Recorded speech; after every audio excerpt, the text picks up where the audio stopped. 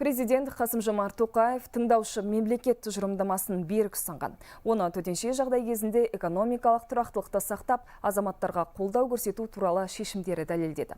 Бұл экономика ғылымдарының докторы Вячеслав Додоновтың пікірі.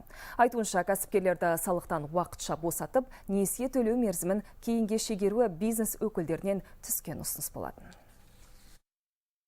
Руководство страны выдвигает меры не само по себе, а в контакте с бизнесом. Мемлекет басшысының мұндай шараларды өз бетінше емес, кәсіпкерлермен және тұрғындармен ақылдаса отырып қабылдап жатқаны байқалады. Өйткені бұл жеңілдіктер бизнес үшін де, халық үшін де өте маңызды. Әсіресе еңбек нарығын тұрақтандыруға бағытталған жобалар өте дұрыс дер едім. Сонымен қатар 42.500 теңгені тек ресми түрде табысынан айырылғандар емес, бейресми жұмыс істеп жүрген адамдардың да алуына мүмкіндік беруі өте өзекті. Өйткені Қазақстанның еңбек нарығында 2 миллиондай адам бейресми жұмыс істейді. Әрине шығын артады, бірақ тәуекелге барып, елдегі әлеуметтік экономикалық жағдайды тұрақты ұстау маңызды.